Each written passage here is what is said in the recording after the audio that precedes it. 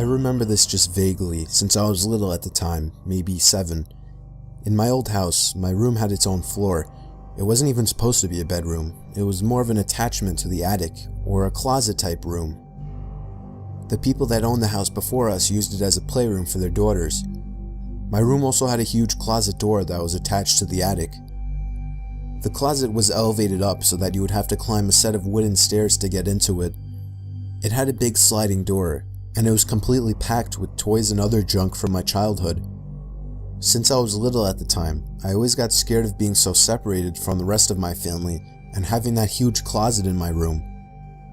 Then there was this one night. I was laying in bed, afraid after watching a scary movie with my family. Then I heard the sound of a toy fall over up in the closet. I jumped out of my bed and ran to my parents' room. They told me there was no one in my closet. They saw how afraid I was, so they let me sleep in their room that night. The next night, I had kind of forgotten about it until I heard it again. The sound of a container of Legos spilling out everywhere up in the closet. Again, I ran to my parents' room and told them about it. My dad was starting to grow impatient with me. He reluctantly agreed to let me sleep in their room again. The next day, me and my mom checked the closet, and there it was. A pile of Legos lay on the floor, spilled out of the container. I thought this was proof that somebody was in my closet, but my mom assured me that it simply fell over. That night, my dad locked his door. He said he was tired of my nonsense. I couldn't sleep that night. I lay there completely silent with my young boy imagination running, waiting for another sound to come from the closet. It was probably about an hour before it happened. It broke the silence. The sound of the closet door rolling open with force. The moonlight shining through my window illuminated the figure standing by my closet door. I let out the most horrific, ear-piercing scream you've ever heard, as pure terror swept over my body, a feeling that I still remember today. The figure jumped down from the closet and ran out of my room and out the front door of my house. My mom ran up to my room in shock, as my dad ran downstairs trying to catch whoever it was, but he never did. The police never caught the man. When I was in 8th grade, I went on a school trip that was called the Louisiana Tour. It was mostly going around to significant sites in South Louisiana. One of the places we went to was Myrtle's Plantation, which is considered to be one of the most haunted places in the country. There are all kinds of stories about the place, but at one point we were standing in a room as a part of a larger group, and the tour guide was talking about something. I don't remember what. As I'm standing there, I start to hear what sounds like someone hitting a piano key. After I heard it a couple times, I started to look around for the source of the sound. I didn't see a piano, but I kept hearing it, so I asked my friends who were standing near me if they heard it. They said no. When I heard it again, I said there it is again, they must have heard it. They thought I was crazy. So I went back to looking around the room. Everyone's eyes were on the tour guide except for one woman. She caught my eye and pointed at me, and then at her ear with a questioning look. I realized she was asking if I heard it too, and I nodded.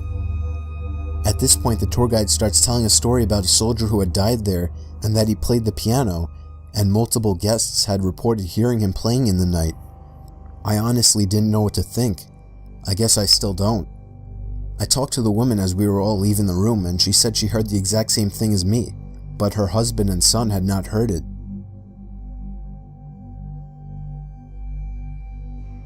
It was near Halloween time when my friends and I were telling ghost stories. My friend said she was going to tell a story about her parents' first date.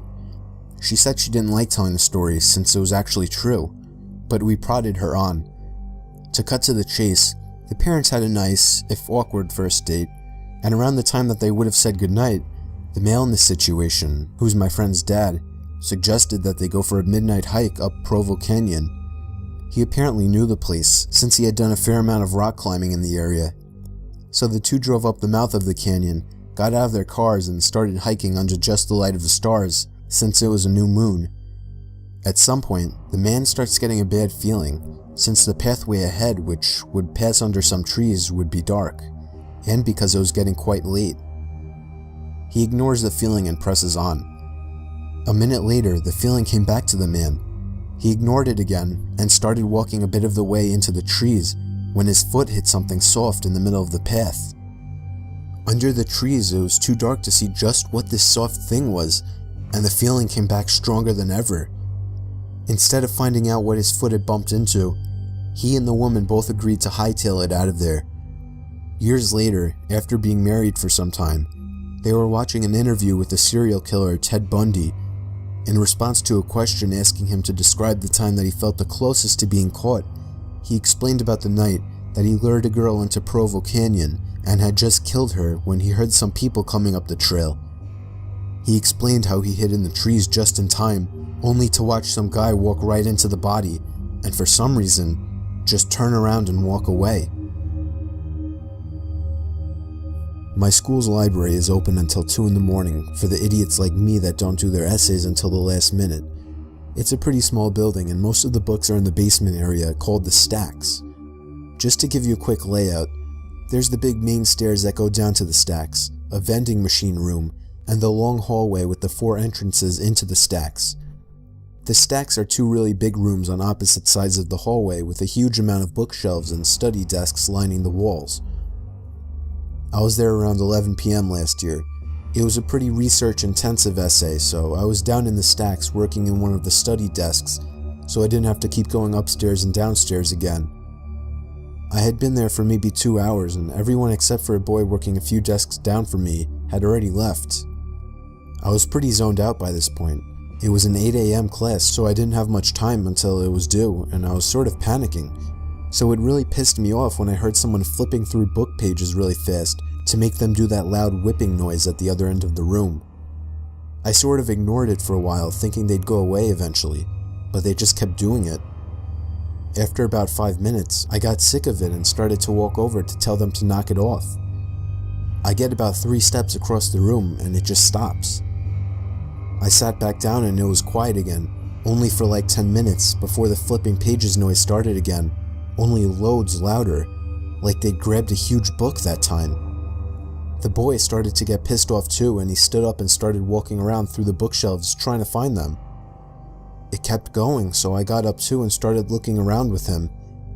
It got really loud and it was pretty obvious where it was coming from by that point, so we started walking towards it. He was on one side of the shelves and I was on the other. We walked all the way down the shelves. No one there. We hadn't seen anyone come in the stacks and we were on the side of the room with the entrances. No way could anyone have come in without us seeing them. The noise stopped again and we both sort of just slowly walked back to our seats. I assumed it was just a fan or something in the other room and I really needed to get my essay done. We sat down and immediately the noises started again. It sounded like it was coming from right next to the guy's chair. He shoved his stuff in his bag, looked at me, said, "Fuck this," and took off. I was out of there maybe 5 seconds behind him. I still won't go back in the stacks at night, even when there's other people down there.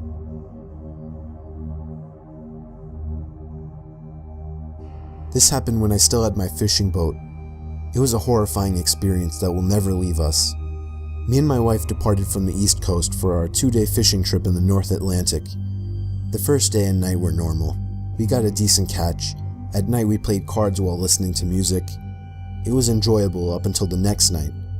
After a slow day at sea, we were playing cards again inside, this night without the music. It was at that moment that we heard the sound of a boat motor. We rushed outside to see a man piloting a crappy old motorboat with absolutely no lights on. He had stopped directly in front of our bow. The man was middle-aged. He had a beard and a baseball cap on. I went up closer and asked him if he needed help. He asked us if we had any spare gasoline. I apologized and told him we didn't. I asked the man if he was low on fuel and if he needed a ride back to the shore, but he declined. He claimed he had plenty of gas, which brought an awkward silence as me and my wife wondered why he asked us for gas then. The silence started to creep me and my wife out, mostly because of the way he just blankly stared at me. The only reason I could see was because of the deck light in the front of our boat. Other than that, we were surrounded by darkness. The man finally broke the silence and asked us if we had a good catch that day. I told him we didn't, still trying to be polite. even though the situation was odd and creepy. I asked the man how he was getting around in the darkness, but all he gave me was a chuckle, as if I had made a joke. I figured he misheard me. He turned his little motorboat around, and the last thing he said to us was, "Nice meeting you folks." He sailed off into the total blackness surrounding us. Me and my wife were completely weirded out. My wife told me she was afraid he was going to rob us. Being a fisher, you run into and make conversation with other sailors and fishers all the time, but I knew something about that guy was off. The fact that he came up to us so late at night, so far from the shore, and alone in that little motorboat, and the way he acted, we were both really uncomfortable, so I decided to turn out our lights and sail a bit north just to make sure the guy couldn't find us again. Call me paranoid. Later that night, probably around 2 in the morning, I woke up to the disturbing and ear-piercing scream of my wife. I shot up from my laying position to see a man standing at the edge of our bed. I lunged out of the bed towards the man, but he was out of the cabin before I could even get out of the room. I heard the sound of the same motorboat starting before speeding away into the darkness again. We sailed all the way back to the shore that night and reported the man right away. Of course, nothing was ever heard of the topic again. We still have no idea what the man wanted or what he was planning on doing, but it still gives me nightmares to this day.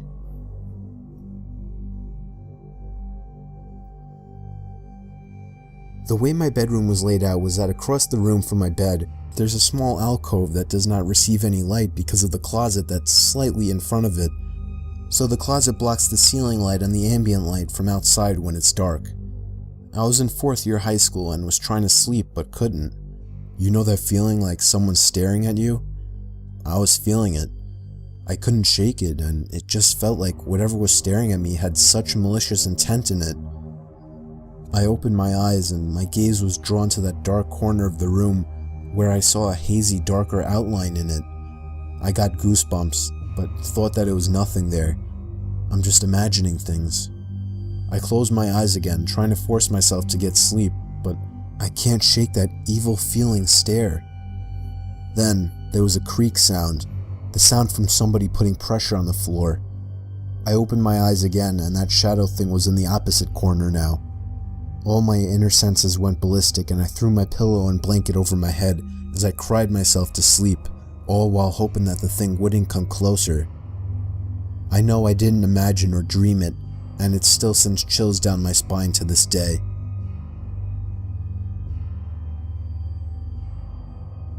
It was the first time my family ever went camping together. I was 18 at the time. We probably wouldn't have gone if it weren't for my brother and sister who were still only 11 and happened to be twins. It was mid-July and I was actually excited to do it. We drove all the way out to the country. We didn't go to a camping site. My dad just parked the car on the side of a quiet road and we hiked about a mile into the woods until we found a small clearing in the woods. We pitched our 2 tents, one for me and my siblings and one for my parents. So come nighttime, I couldn't sleep at all. Trying to fall asleep in that sleeping bag was like trying to fall asleep on the grass. I just couldn't get to sleep. I spun around and tried to make myself comfortable for hours. My little brother and sister had been asleep for a long time at that point. And then I heard the sound of the zipper to the tent zipping down. I looked up and saw someone poking their head into the tent. I couldn't see who it was. "Dad?" I whispered. Whoever it was removed their head from the inside of the tent. "Dad?" I said louder. Whoever it was quickly moved away from the tent, leaving it unzipped. I was so confused. I was sure it was my mom or dad just checking on me, so I crawled out of the tent and walked over to my parents' tent. I unzipped it and crawled inside. My parents were both in their sleeping bags. I shook my dad until he woke up. I asked him if he had just checked on us. He said no. I got chills as he said it. I then woke up my mom, hoping that it was her, but she groggily told me that she hadn't left the tent either. I got goosebumps all over as I came to the realization that somebody actually came up to our tent, opened up the zipper, and peered inside. A stranger. For all I know, some sort of psycho. I couldn't even really tell if my parents took me seriously or not, or maybe I just don't remember, but I do remember that I didn't get a minute of sleep that night.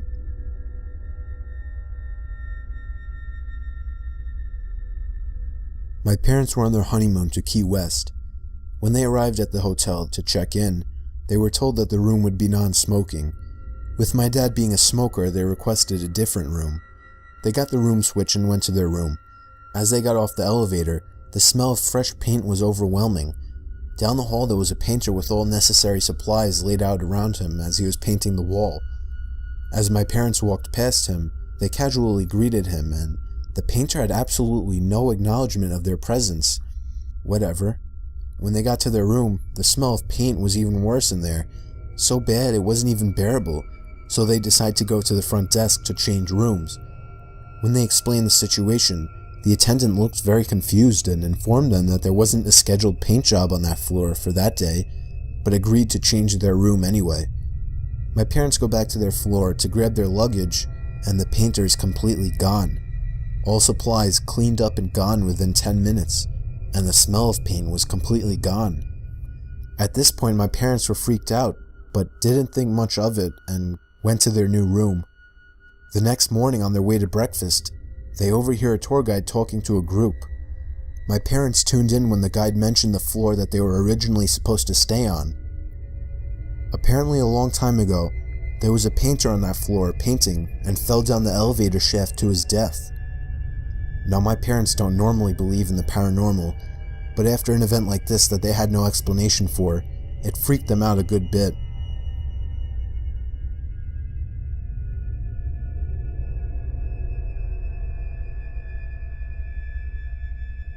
This story didn't happen to me, it happened to my cousin, and yet it still freaks me out thinking about it. This story is all too true.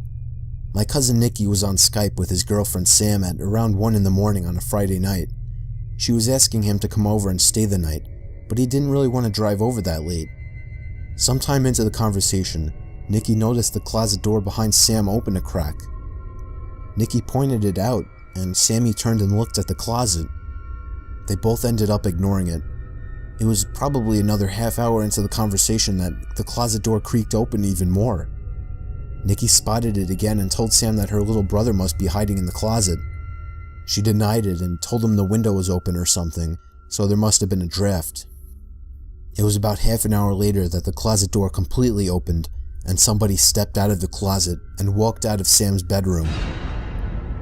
Sam didn't seem to notice, but Nikki got startled from what he just saw. He told her that her little brother was hiding in her closet, but what she said next scared Nikki shitless. She told him that she was home alone that night. Nikki started yelling at the screen for her to lock her door and call the police, and that he would be over there as fast as he could. Sam just started to understand the situation as she turned and saw the closet door completely open. She ran over to her doorway and let out a blood-curdling scream before slamming the door shut and locking it.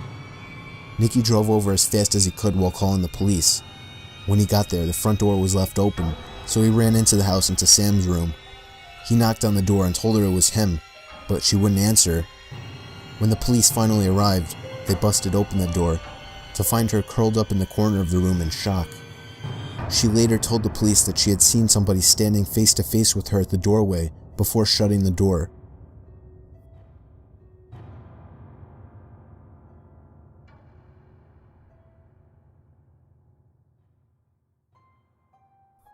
It was a dark and stormy night, the kind of stormy that I loved, thunder and lightning roaring, so I was staying up late watching movies. I lived with my dad, but he wasn't home that night. He was working nights. Anyway, after I finished watching the movie Forrest Gump for the 100th time, I decided 2 a.m. was a good time to get some shut-eye. I loved going to sleep during thunderstorms.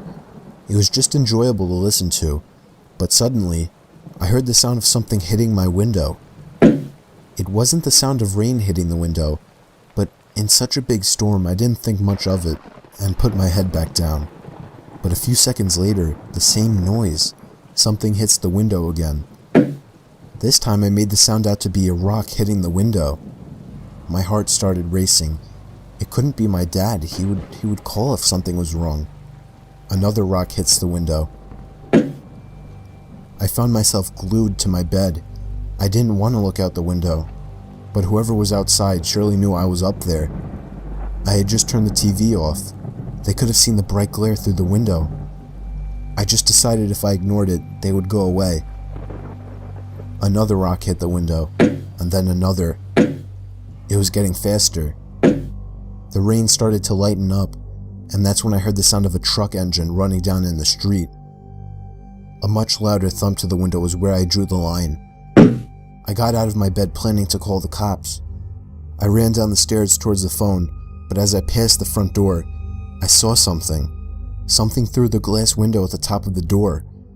It was the face of a person looking through to me. It seemed like they had a smile on their face. I sprinted to the kitchen and called the police. They said there was an officer nearby, and they should be there shortly. Whoever was at the door started fiddling with the doorknob and eventually ramming into it, trying to bust it open. I grabbed a knife for protection and yelled that the police were coming, before running back upstairs to my room. After about a minute, the ramming to the door stopped and there were no more rocks hitting my window. I still didn't dare to look out the window, but I remember hearing the sound of the truck drive off. A few minutes later, I heard the sound of a police siren outside, and moments later, the doorbell rang. I explained everything to the officer. I described the face as best as I could.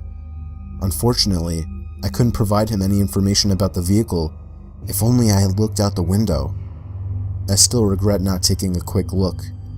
There was never enough info for the police to catch these people. Not sure if they had intention of robbing my house, or much worse.